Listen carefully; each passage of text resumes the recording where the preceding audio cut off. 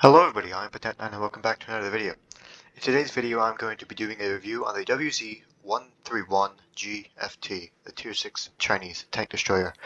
Now, I have decided to go up the Chinese tank destroyer line, and I will eventually get onto all the other lines, the 121 and the 113.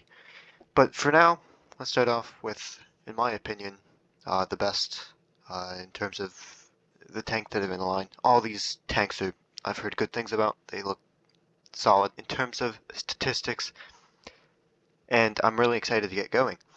So I have some tank certificates that I will be using to grind up this line, but let's go over the statistics of the WZ-131GFT. I'm just going to be calling it the WZ from now on.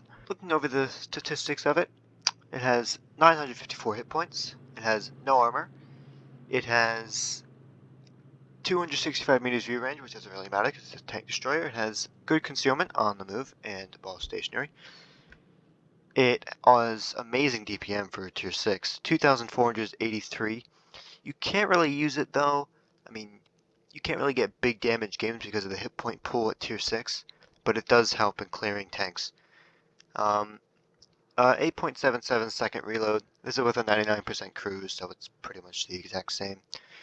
Penetration of 181 on AP, 241 on APCR, and 50 on high explosive. It has a 100 millimeter with 280 alpha on AP, 240 on APCR, and 350 on high explosive.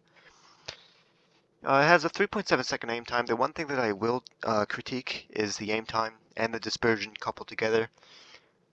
They're very bad coupled together, but alone, I mean, if you're fully aimed, the dispersion is not that bad. But if you're fully bloomed out, then the dispersion is pretty bad, and it takes a long time to aim in. Not that classic Chinese aim time where it's like, oh yeah, it's just gonna go right down, and you're gonna be fully aimed. 15 degrees of gun elevation, 5 degrees of gun depression. It's very low to the ground, so the 5 degrees of gun depression doesn't really matter. It also has 12 degrees of gun traverse on either side. It's a pretty maneuverable tank. It goes 45 kilometers forward and 18 kilometers in reverse. It has an average speed of 40, and it has a power to weight of 25.2, so you can really get up to your 45 kilometer per hour top speed. It also weighs 20 tons, so don't be ramming. The whole traverse rate is pretty bad. At least to me. I'm not too happy about the whole traverse rate. I don't think it's enough. It's 45.35 degrees. So now onto the replays. So going over the first replay now, I'm calling A and B as you can see right there in the chat, because I want to focus on this A-B area because I don't feel that, I mean, Yukon is pretty much going to B and C, going to the middle, and going hull down, which is what I usually do in my heavy tanks. If I'm on Yukon, I go to the middle, I go to this one right here on the right, and I just go hull down and I get shots across at C. So I spot the icebreaker, I also spot the Jackson. I can't get a shot into the Jackson, but the icebreaker pulls out and I get a little cheeky shot right into the little snippet of his side. So I see this Skoda and I'm going to call to attack him with my Hellcat.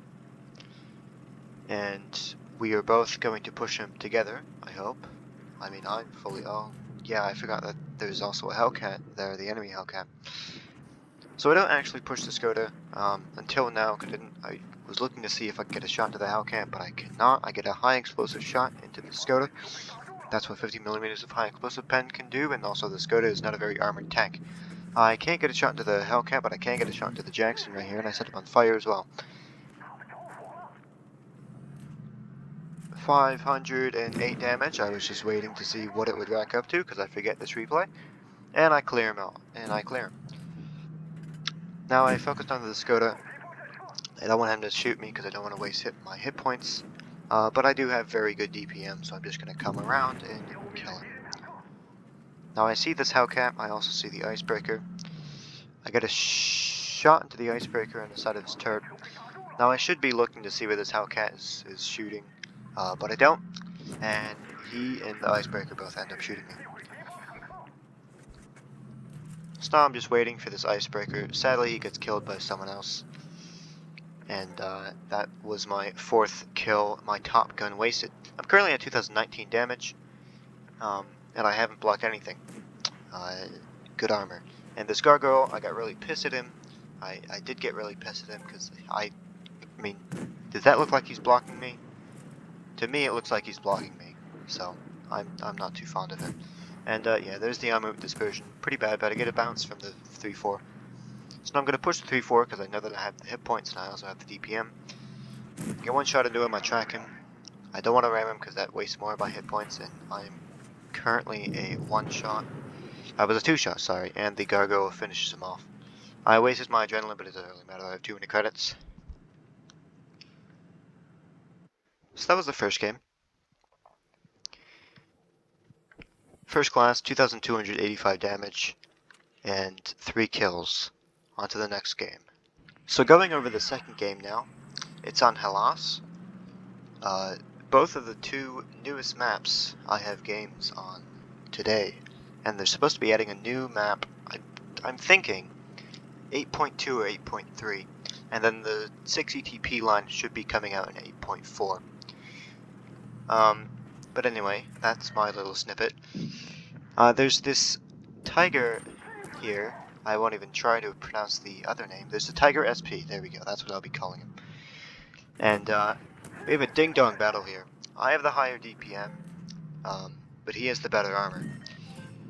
So you can see I'm trying to get a shot right into his flat upper plate, not his angled upper plate.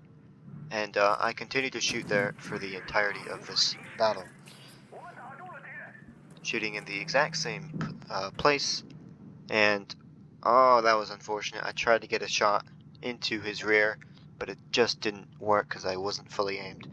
But now, I'm thinking right now, oh, does he think that he's not going to get spotted? But he does get spotted, and I managed to clear him. Because usually what happens is, if your tank is hidden, then you won't get spotted, obviously.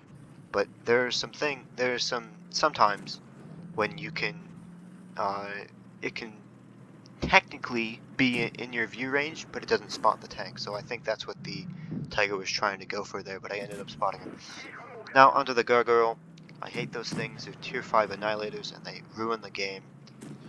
I personally hate the tank. I just don't like it, and I hate coming against them because they are horrible. I'm waiting for this VK. I'm going to wait here for a long time because I'm really determined to get that VK. But I see the spike, or that's not the spike, the Strichwagen M42, and I managed to clear him. I'm still skyscraping to this VK because I don't want to get shot by him. And I miss the opportunity to get a shot to his lower plate as he moves back. I miss into the rock in the gargoyle, and I'm going to push up into this VK because I know that both of the tanks were 1-shots. I thought that the VK was a 1-shot before when I was pushing. Oh, and I missed. Oh, that KV2.